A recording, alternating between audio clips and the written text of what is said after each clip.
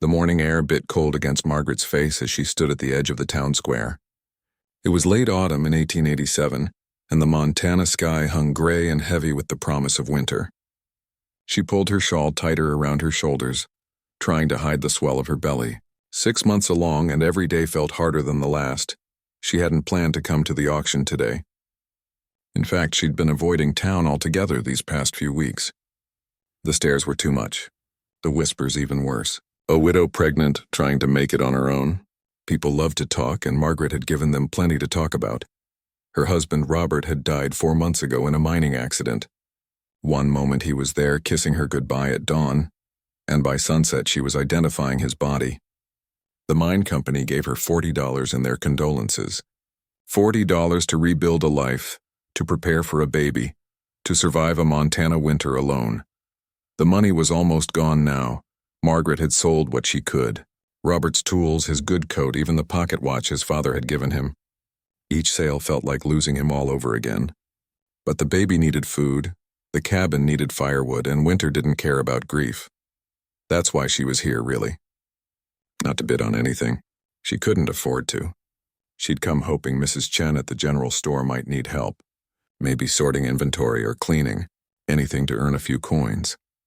But then the auctioneer stepped up onto the platform, and Margaret found herself unable to walk away. "Folks, we've got a special case today," the auctioneer announced, his voice carrying across the square. "County's brought in a poor auction. Those of you familiar know how this works. For those who don't, let me explain." Margaret knew. Everyone in frontier towns knew about poor auctions. When someone couldn't pay their debts or care for themselves, the county would auction them off. Not as slaves. The war had ended that horror 20 years ago.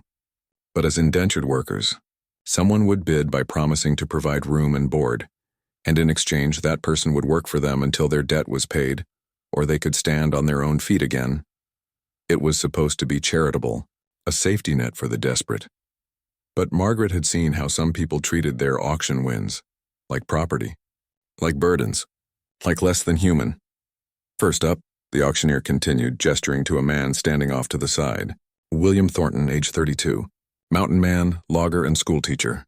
Got himself hurt in a logging accident 3 weeks back. Crushed his leg pretty bad."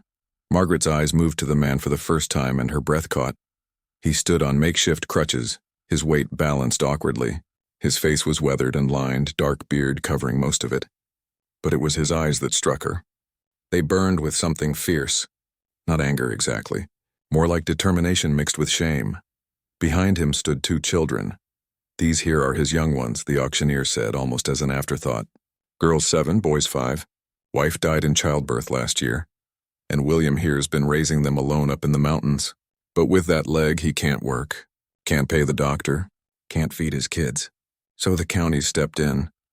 The little girl held her brother's hand tightly. She had blonde hair pulled back in a braid that was coming undone, and she stared at the crowd with huge, frightened eyes. The boy pressed close to his father's side, thumb in his mouth despite being too old for it. Margaret felt something twist in her chest. The bidding started slow. A farmer offered room and board in exchange for William teaching his children when the leg healed. The blacksmith countered, saying he needed someone to watch the forge and keep books. Each bid calculated the value of a broken man and 2 small children. William's jaw tightened with each offer, but he kept his eyes forward. Proud, even now, especially now. "Those kids'll be more trouble than they're worth," someone muttered behind Margaret. "And a crippled man. What use is that?" "Here he was a good logger before," another voice replied. "But that leg might never be right again. You'd be feeding 3 mouths and getting nothing back." Margaret's hands curled into fists. These were people. A father and his children. Not livestock to be evaluated for usefulness. The bidding slowed. The farmer was still in, offering room in his barn and basic meals. It wasn't much. The barn would be freezing come deep winter, and basic meals probably meant scraps. William's daughter seemed to understand this. Her lower lip trembled, and she squeezed her brother's hand tighter. That's when Margaret's hand went up. She didn't think about it. Didn't calculate the cost or consider the impossibility. She just raised her hand, and suddenly every eye in the square was on her.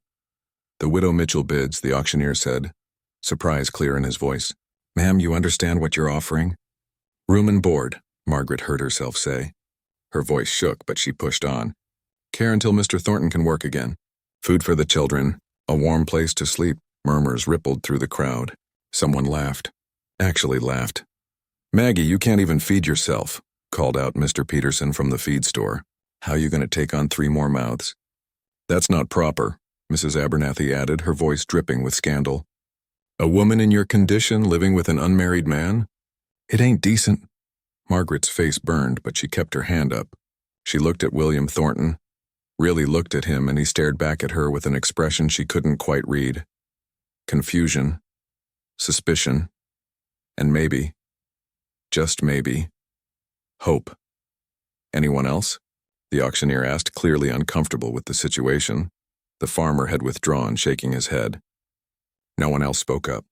Who wanted to bid against a desperate pregnant widow? It made them look heartless even if they thought she was being foolish. Going once, the auctioneer said. Going twice, Margaret's heart hammered. What was she doing? She could barely take care of herself. The baby was coming in 3 months. Her savings were down to a few dollars. The cabin was small, meant for 2 people at most. She was inviting disaster. But then she looked at the little girl again. At the boy with his thumb in his mouth. At their father, who despite everything stood as straight as he could manage on those crutches. She thought about Robert, about how he'd always said the measure of a person wasn't what they had, but what they did when they had nothing left to give. Sold. The gavel came down. To Mrs. Margaret Mitchell. The sound seemed to echo in the sudden silence. William Thornton hobbled forward, his children following close behind. The crowd parted, some people looking away, others staring with undisguised judgment. Margaret stood her ground, her hand instinctively moving to her belly where the baby kicked. When William reached her, he stopped. Up close, she could see how much pain he was in. His knuckles were white on the crutches and sweat beaded his forehead despite the cold. Why? He asked simply. Margaret didn't have a good answer, not one that made sense anyway. Because someone needed to, she finally said.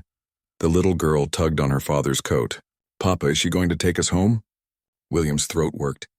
I suppose she is, sweetheart. My name's Margaret, she said, bending down slightly to meet the children's eyes. What are your names? I'm Lily, the girl whispered. This is my brother, Timothy. Well, Lily and Timothy, I'm pleased to meet you. Margaret straightened, addressing William again. My cabin's about a mile from here. It's not much, but it's warm and dry. Can you make it that far? William nodded stiffly. We'll manage. As they started walking, Margaret heard the whispers following them. Fool woman. Those kids will lead her out of house and home. That man's probably dangerous. Living in sin. Scandal. Margaret blocked it out. She focused on putting one foot in front of the other, on the sound of Lily and Timothy's quiet footsteps, on the rhythmic thump of William's crutches. She'd just changed 4 lives with the raise of her hand. She had no idea if it would be salvation or disaster. But as the first snowflakes of the season began to fall, Margaret realized she'd done the only thing she could live with, and whatever came next, they'd face it together. The walk to Margaret's cabin felt like it took forever. William struggled with every step, his crutches sinking into the soft earth. Twice he nearly fell, and each time Margaret saw him grit his teeth and force himself upright before she could offer help. Pride, she realized. The man had nothing left but his pride, and even that was hanging by a thread. Little Timothy started crying about halfway there. His legs were tired, and the cold was seeping through his thin coat. Without a word, Margaret scooped him up, settling him on her hip despite her pregnant belly making it awkward. You don't have to, William said gruffly. I know, Margaret replied, adjusting Timothy's weight. But he's tired, and we'll get there faster this way. Lily walked between them, silent and watchful. The girl had an old soul in young eyes, Margaret thought. She'd probably been caring for her little brother since their mother died, doing cooking and cleaning that 7-year-olds shouldn't have to do, growing up too fast because circumstances didn't give her a choice. When they finally reached the cabin, Margaret felt a wave of embarrassment. She'd been living here for 3 years, and she'd always thought it was cozy. But seeing it through the eyes of 3 new people, she saw how small it really was. 1 room, basically. A bed in the corner, a table with 2 chairs, a wood stove, and not much else. It's not much, she said, setting Timothy down. But it's warm. William looked around slowly. His expression didn't chew. Eng. But Margaret could imagine what he was thinking. How would 4 people fit in this space? Where would everyone sleep? How could this possibly work?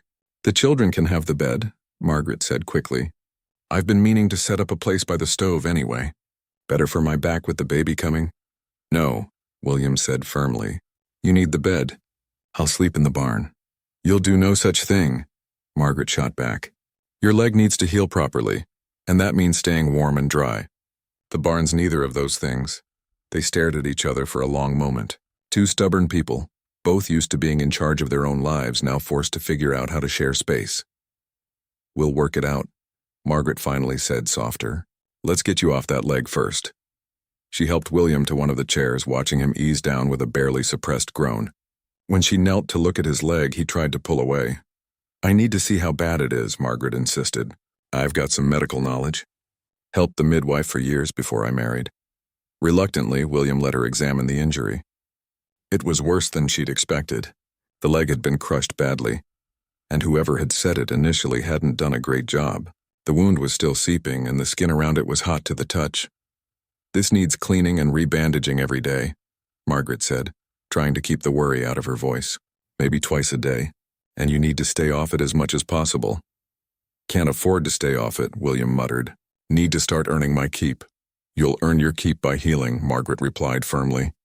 A man can't work on a broken leg, and if infection sets in, you won't work at all. She busied herself heating water and gathering clean cloth. Behind her, she could hear Lily whispering to Timothy, trying to keep him quiet. The boy was scared, that much was obvious. Everything in his young life had been turned upside down. Lily, Margaret called softly, would you like to help me make some soup? I bet you and Timothy are hungry. The girl approached cautiously. I know how to cook. Mama taught me before she went to heaven. Margaret's heart squeezed. I'm sure she taught you well. But maybe you could help me anyway. I get lonely cooking by myself. Something in Lily's face softened just a fraction. For the next hour they worked together at the stove while William watched from his chair, and Timothy explored the cabin's few corners. Margaret showed Lily where things were kept, letting the girl chop vegetables with careful supervision. You're good at this, Margaret said, watching Lily's precise cuts. Mama said cooking is important, Lily replied. She said a woman who can cook will never go hungry. Margaret didn't know what to say to that. This child had already learned lessons about survival that most adults never had to face. That first meal together was quiet and awkward. They ate soup and bread, the only sounds being spoons scraping bowls and the crackle of the fire. Timothy fell asleep at the table, his head drooping forward. Let me get him to bed, William said, starting to rise. Sit, Margaret ordered. I've got him. She carried Timothy to the bed, Lily following close behind. The children curled up together, still in their clothes, too exhausted even to change. Margaret covered them with her best quilt and watched them for a moment. They looked so small, so vulnerable. When she returned to the main room, William was attempting to clean up the dishes with one hand while balancing on his good leg. Stop that, Margaret said more sharply than she intended. Just stop. You're going to hurt yourself worse. I won't be a burden, William said through clenched teeth. I won't sit here useless while you do everything. You're not useless. You're injured. There's a difference. I have nothing, William said suddenly, his voice raw. No money, no home, no ability to provide for my children. I was auctioned off like cattle today.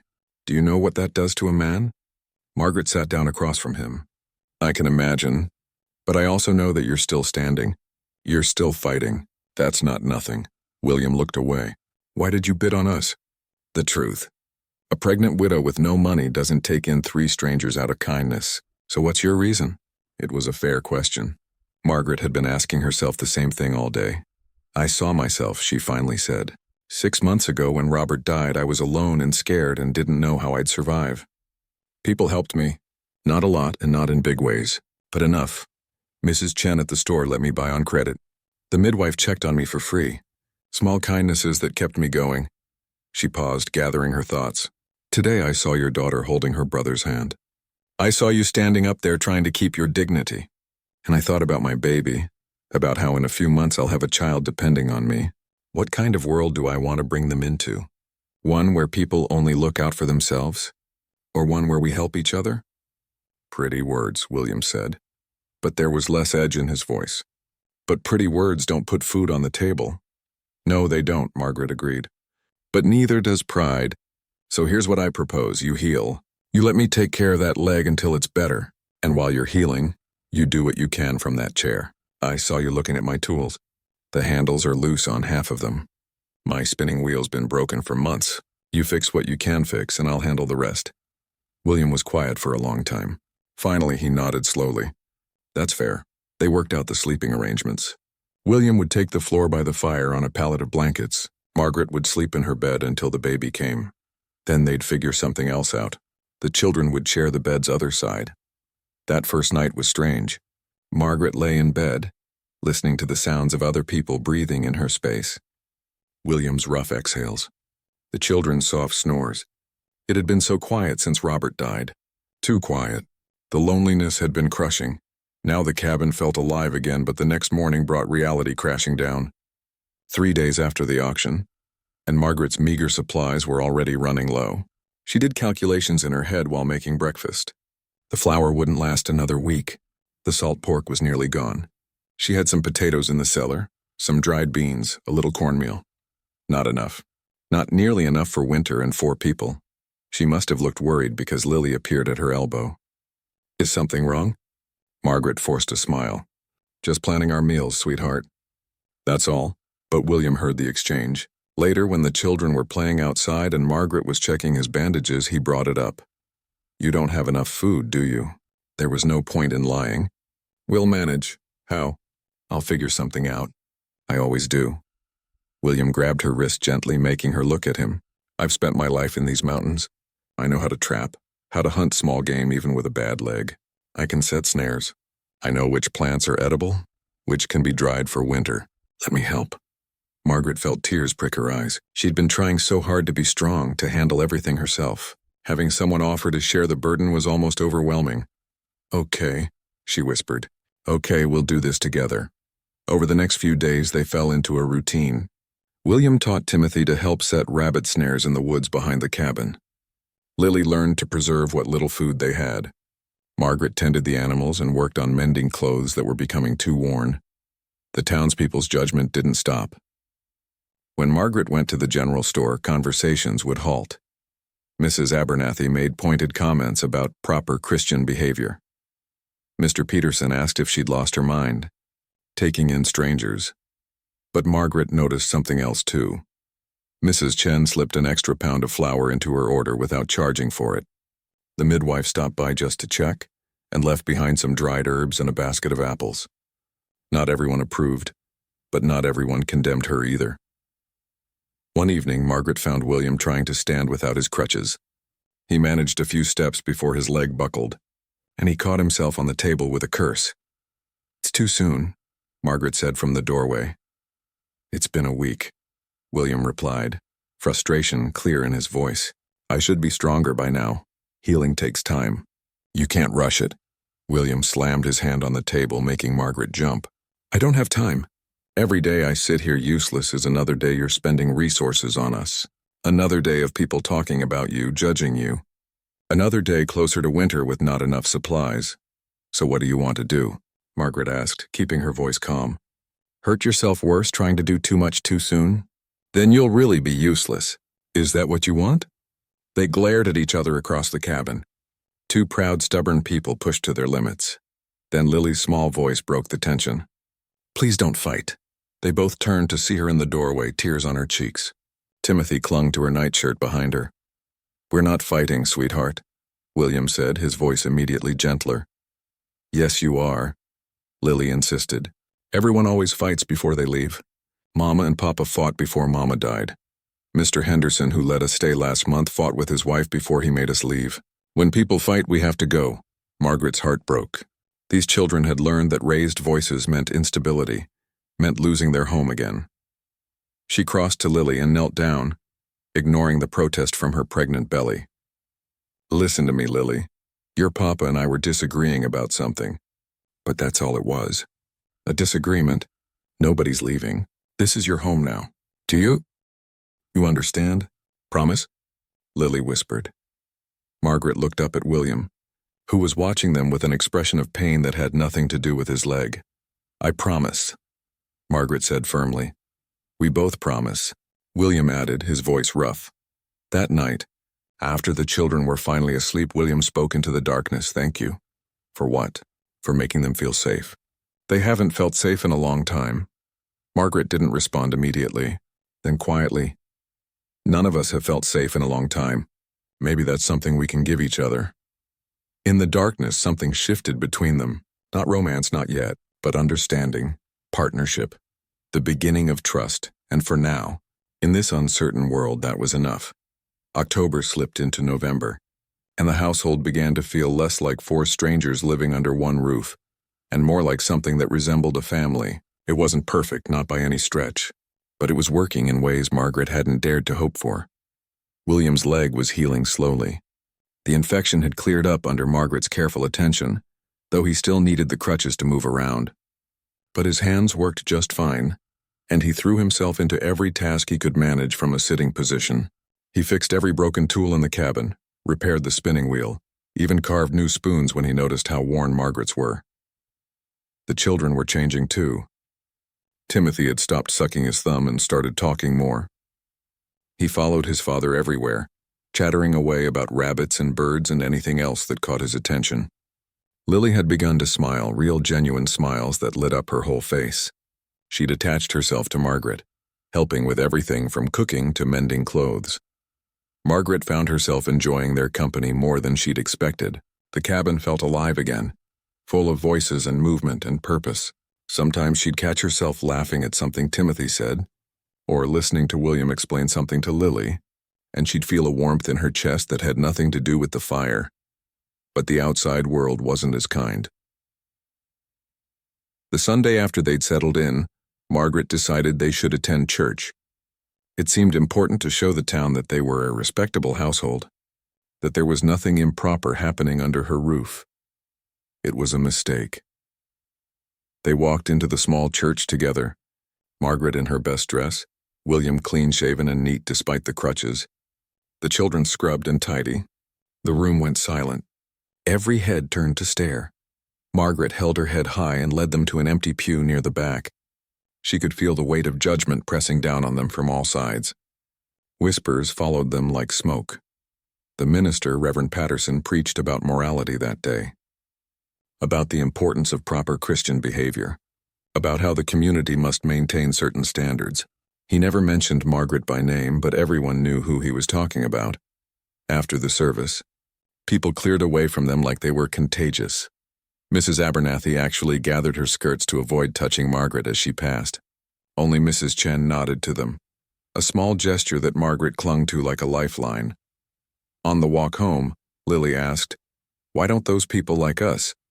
William's jaw was tight, but it was Margaret who answered, "Because people fear what they don't understand. They think there's only one right way to live, and anything different must be wrong." "But we're not doing anything wrong," Lily protested.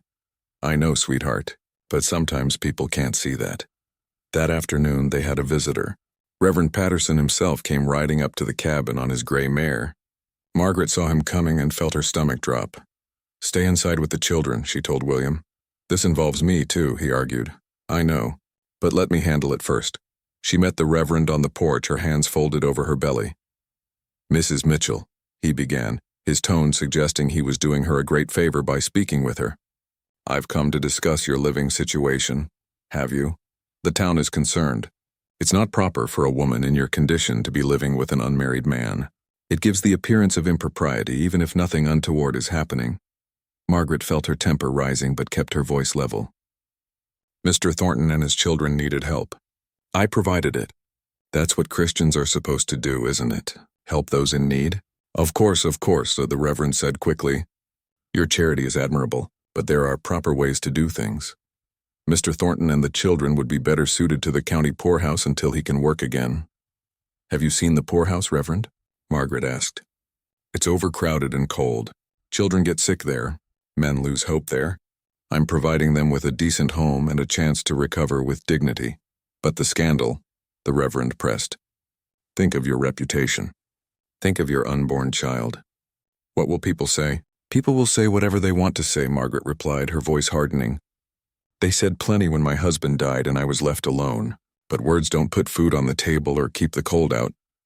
Mr. Thornton and his children are staying. The Reverend opened his mouth to argue further, but William appeared in the doorway behind Margaret. He'd heard everything.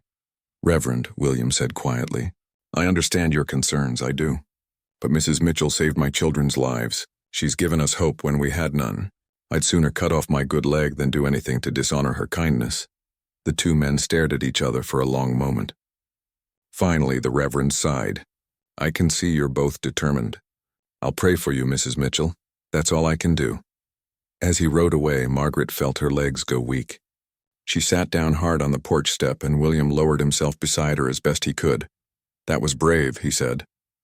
"That was terrifying," Margaret corrected. "He's right about one thing. The scandal will get worse. Then maybe we should do something about it." Margaret looked at him sharply. "What do you mean?" William was quiet for a moment, staring out at the mountains in the distance. "I've been thinking. About our situation. About what makes sense. William, hear me out," he interrupted gently. "I need to say this, and I need to say it now while I've got the courage." Margaret waited, her heart suddenly pounding. "I'm not a romantic man," William began. "Never have been. My first marriage was practical. We cared for each other, but it wasn't some great love story. It was partnership, companionship, building a life together." He turned to face her. "You need help with the baby coming. You need someone to provide for you, to protect you from the town's judgment. My children need a mother. They need stability. And he paused, struggling with the words, "I need to be able to repay what you've given us. Not with labor or money, but with something real." Margaret's mouth went dry.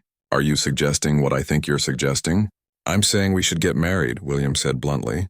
"Not for romance or love or any of those things people write poems about. But for practical reasons that make sense for both of us." Margaret stood up abruptly, her mind reeling. "You're asking me to marry you because it's practical?" "I'm asking you to marry me because it's the right solution," William replied, struggling to his feet with his crutches. "Think about it, Margaret. Together we'd be stronger. The town would have to accept us. Your child would have a father. My children would have a mother. We'd be a family, legal and proper." "A family," Margaret repeated slowly. "I know it's not what you dreamed of." William continued. "I know I'm not what any woman would dream of. I'm broken and poor and come with 2 children, but I can promise you respect, partnership. I'll work hard once this leg heals. I'll provide for all of us. I'll be a father to your child, same as my own." Margaret's hand went to her belly where the baby was kicking. Robert's child. She'd thought she'd raise this baby alone, that she'd never have a partner again. "What about love?" she asked quietly. William hesitated. "I can't promise love. Not the romantic kind. I cared for my first wife deeply, but it took years to build. Maybe in time we'd come to care for each other that way, or maybe it would always be partnership and nothing more. I can't promise what I don't know." It was honest, at least. Brutally honest. "I need time to think," Margaret said. "Of course. Take all the time you need." But that night Margaret couldn't sleep. She lay in bed listening to the sounds of the household. William's breathing from his pallet by the fire, the children's soft snores, her baby moving inside her. She thought about Robert, about the love they'd shared. It hadn't been perfect, but it had been real. Could she marry someone knowing that love might never come? But then she thought about practical things. About winter coming and supplies running low. About the baby arriving in 2 months with no one to help. About Lily and Timothy, who'd already lost so much. About William, who was offering her security and partnership and honest respect. Maybe love wasn't everything. Maybe sometimes survival and kindness and shared purpose were enough. 3 days later, Margaret gave William her answer. They were sitting at the table after the children had gone to bed. William had been carving a small toy horse for Timothy, his hand steady and sure. "Yes," Margaret said simply. William looked up, his knife pausing mid-stroke. Yes, I'll marry you, but I have conditions. Name them. We sleep separately until the baby comes. After that, we'll figure out what makes sense. You treat my child exactly the same as you treat Lily and Timothy. No difference. Ever. And if we're doing this, we're doing it as true partners. That Mia. Yes, I get a say in decisions. I'm not becoming your property." William set down his knife carefully. "Those terms are more than fair. I have one condition of my own." "What's that?" "If you ever want to stop this arrangement, If you ever find you can't stand living as my wife, you tell me. We'll find a way to end it properly. I won't trap you in something that makes you miserable." Margaret felt her throat tighten. It was such a small thing, but it spoke volumes about who William was. A man who'd been auctioned like property knew the value of freedom. "Agreed," she said. They shook hands across the table, formal and strange, but then William smiled just a little and Margaret found herself smiling back. "When?" she asked. "Soon as possible," William replied. "Before the town has more to gossip about. Before winter sets in hard. Before the baby comes. That doesn't give us much time. We don't need much time. Just a minister, a license, and our word." Margaret laughed despite herself. "The most practical proposal ever made. Is there any other kind?" That night, Margaret told the children. Lily's eyes went wide with hope. "Does this mean you'll really be our mama, forever?" "Forever," Margaret confirmed and found she meant it. Timothy just grinned and hugged her leg. "I wanted you to be our mama anyway." Over the next week, they made preparations. William used his few remaining coins to buy a license. Margaret cleaned the cabin from top to bottom. Mrs. Chen, bless her, quietly gave Margaret some fabric to make a simple wedding dress. The ceremony would be small. Just the four of them and whoever showed up from town. Margaret didn't expect many people. But the day before the wedding, something unexpected happened. William was outside with the children when Margaret heard a wagon approaching. She stepped out to see half a dozen people climbing down. Mrs. Chen was there carrying a basket. The midwife came with blankets. 3 other women Margaret barely knew brought food and supplies. "Heard you're getting married," Mrs. Chen said simply. "Thought you could use some help." Margaret stood there speechless as these women she barely knew filed into her cabin and began cooking and cleaning and decorating. They hung wildflowers. They baked bread. They made the tiny cabin feel like somewhere special. "Why?" Margaret finally asked Mrs. Chen. The older woman smiled. "Because some of us remember what it's like to be alone and scared, and some of us think what you're doing is brave, not shameful. Not many would take in a wounded man and his children." Shows character. By the time they left, the cabin was transformed, and Margaret realized that maybe, just maybe, not everyone in town was against them. That night, William said, "Tomorrow we'll be married." "Tomorrow we'll be married," Margaret agreed. "Are you scared?" Margaret thought about it. "A little, but I'm more hopeful than scared." "Is that strange?" "No," William said softly. "I think that's exactly right." They sat together by the fire, not touching but comfortable in each other's presence. Building something new from broken pieces. Creating family from necessity and choice and a kind of quiet courage. Tomorrow everything would change, but somehow it already felt like it had. The morning of the wedding dawned cold and clear. Margaret woke before sunrise, her stomach doing nervous flips that had nothing to do with the baby. Today she would marry a man she'd known for barely a month. A man she'd bought at an auction. A man she didn't love. And yet, as she rose and began preparing for the day, she didn't feel like she was making a mistake. She felt like she was taking control of her life in the only way that made sense. Lily was already awake, sitting at the table and bouncing with excitement. "Is today the day? Is it really?" "It's really the day," Margaret confirmed, trying to keep her voice steady. "Can I help you get ready?" "Mama used to let me brush her hair," Margaret's heart squeezed. "I'd like that very much." William had already gone outside, giving Margaret privacy to prepare.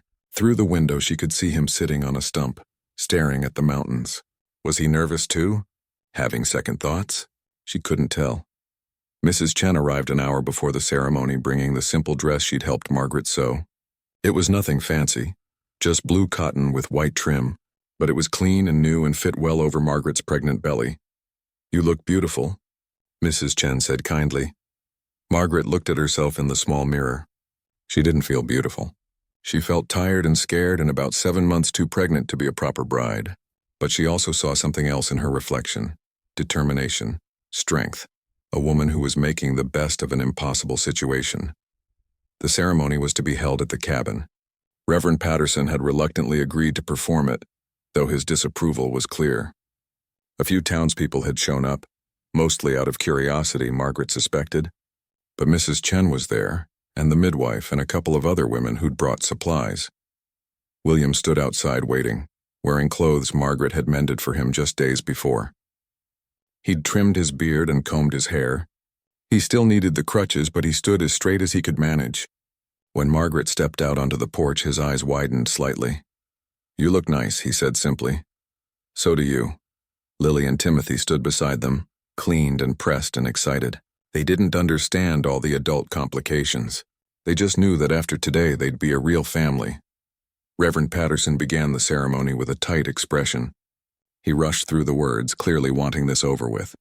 When he got to the vows, his tone suggested he thought they were making a terrible mistake. "Do you, William Thornton, take this woman to be your lawfully wedded wife?" William looked at Margaret steadily. "I do."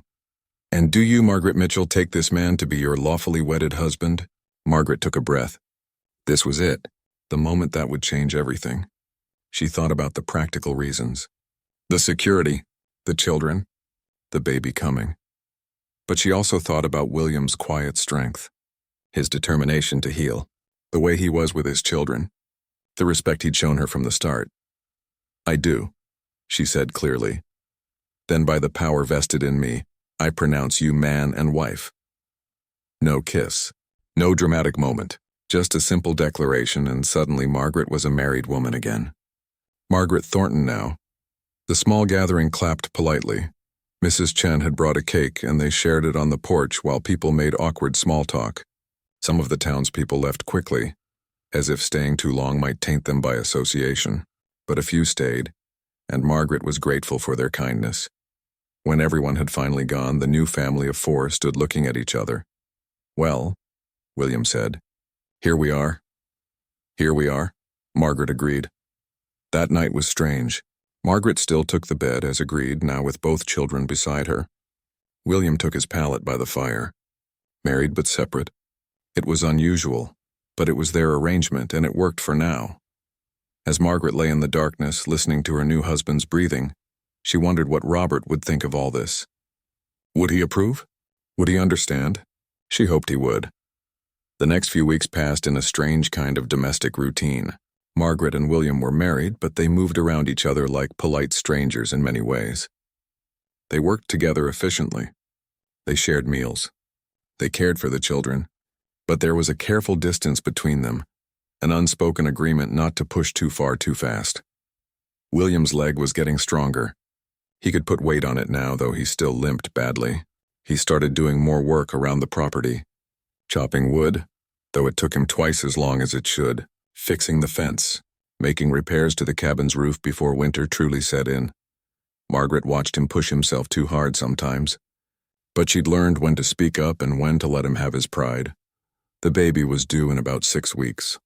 Margaret felt huge and uncomfortable. Her back ached constantly. Her ankles swelled. Simple tasks left her breathless. Lily had become her constant helper, taking on more and more household tasks. The girl was learning fast, but Margaret worried she was growing up too quickly again. One evening, Margaret was struggling to reach something on a high shelf when William appeared beside her. "Let me," he said, easily retrieving the jar she needed. "Thank you." They stood there for a moment, closer than they usually got. Margaret could smell wood smoke on his clothes, could see the flecks of gray in his dark beard. "How are you feeling?" William asked. "Truly." "Tired," Margaret admitted, "and nervous about the baby coming." "I'll be here to help," William said. "I remember when my wife had the children. I know it's not easy." It was the first time he'd mentioned his first wife in more than passing. Margaret found herself curious. What was she like? William was quiet for a moment. Kind, patient, better than I deserved, probably. She wanted children more than anything, and when we finally had them, she was so happy. His voice caught. "She died happy, holding our daughter. That's something, I suppose." "I'm sorry," Margaret said softly. "So am I. About your husband, too. It's not easy losing someone." They stood together and shared grief, shared understanding, and in that moment, Margaret felt closer to William than she had since they'd met. "We should tell the children the baby might cry a lot when it comes," William said, changing the subject. "So they're prepared. Good idea." They worked together to prepare for the birth. William made a cradle from scraps of wood, sanding it smooth so there were no rough edges. Margaret sewed blankets and tiny clothes. The midwife stopped by weekly to check on her. And then, 2 weeks before the baby was due, the first real snowstorm hit. Margaret woke to howling wind and snow piling against the windows. William was already up, stoking the fire to keep the cabin warm. "It's bad out there," he said. "We're snowed in for now." They spent the day inside, all four of them huddled together for warmth. Timothy was fascinated by the snow, pressing his face to the window. Lily helped Margaret make bread while William told them stories about living in the mountains. That night, the storm got worse. The wind screamed around the cabin and snow drifted high against the door. Margaret lay in bed feeling the baby move inside her and prayed the birth would wait until after the storm passed. But babies come when they're ready, not when it's convenient. 3 days into the storm, Margaret's water broke. She was in the middle of making breakfast when she felt it. The sudden gush, the immediate tightening of her belly. She gripped the table and William was at her side instantly. "The baby?" he asked. Margaret nodded, unable to speak through the contraction. "Lily, take your brother to the loft," William ordered calmly. "Stay up there and keep him quiet and calm. Can you do that?" Lily's eyes were huge, but she nodded and led Timothy away. William helped Margaret to the bed. "The midwife can't get here in this storm, it's just us." "You've done this before?" Margaret gasped. "When your wife—" "I was there, yes. I helped a little. But Margaret, I'm not a midwife. You'll have to be today." For the next 8 hours, Margaret labored while William did his best to help. He brought water, held her hand through contractions, wiped her forehead with cool cloths. He'd helped birth his own children, but this was different. This was terrifying. Margaret had never been so scared in her life. Her first baby, no experienced help in the middle of a blizzard. Everything that could go wrong flashed through her mind. But William stayed calm. His presence, his steady voice talking her through each contraction, kept her grounded. "You're doing great," he kept saying. "Just breathe, that's it, just breathe." As evening approached, the baby finally came. Margaret pushed with everything she had and suddenly there was a cry. A strong, healthy cry that filled the cabin. William lifted the baby, his hands shaking. "It's a girl," he said, his voice full of wonder. "You have a daughter." He cleaned the baby gently, wrapped her in a blanket Margaret had made, and placed her in Margaret's arms. Margaret looked down at her daughter's tiny face and started crying. Relief, joy, exhaustion, and overwhelming love all mixed together. "She's perfect," Margaret whispered. William sat beside the bed, looking at them both with an expression Margaret couldn't quite read. "What will you name her?" Margaret thought about everything that had happened. About losing Robert, about the auction, about this strange, complicated family they'd built from necessity. "Grace," she said firmly, "because that's what we've been given. Grace we didn't earn but received anyway." "Grace," William repeated softly. "It's a good name." From the loft, Lily called down, "Can we see the baby?" "Come meet your sister," William called back. Lily and Timothy came down carefully. They stared at baby Grace with wide eyes. "She's so little," Timothy whispered. "You were that little once," William told him. Lily reached out to touch the baby's tiny hand. "Hello, Grace. I'm your big sister now." And watching them, watching this collection of people who'd come together through the strangest circumstances, Margaret felt something shift in her chest. Maybe it hadn't been the romantic love story she'd had with Robert. Maybe it had started as a transaction, a practical solution to impossible problems. But looking at William holding Timothy while Lily fussed over the baby, Margaret realized something. This was family, real, genuine family, built not on romance or blood alone, but on choice, on showing up, on caring for each other through hard times. That night, after the children were asleep and Grace was settled in her cradle, William added more wood to the fire. "Thank you," Margaret said quietly. "For today, for everything." William looked at her, really looked at her, and Margaret saw something in his eyes she hadn't seen before. Something warm and deep. "Thank you," he said simply, "for giving us a home, for giving my children a mother, for being stronger than any person should have to be." They sat together in the firelight, this odd couple with their pieced-together family, while the storm raged outside and the baby slept peacefully. They'd made it through the hardest day. They'd make it through whatever came next, too. Together. Winter deepened around the small cabin, but inside, something was changing. Something neither Margaret nor William had expected when they'd made their practical arrangement. Baby Grace was 2 weeks old when Margaret first noticed it. She was up in the night feeding the baby, exhausted and sore, when William appeared beside her without a word. He took Grace from her arms, burped her gently, and settled her back in the cradle while Margaret climbed back into bed. "You need sleep," he said simply. "So do you. I'll take the next feeding. You rest." It was such a small thing, but it was the kind of small thing that spoke of real partnership, real care. Not duty or obligation, but genuine concern. The storm finally broke after 5 days, leaving the world buried in snow. William, his leg now strong enough, began the hard work of digging them out. Margaret watched him through the window, moving slower than a healthy man but moving steadily, determined.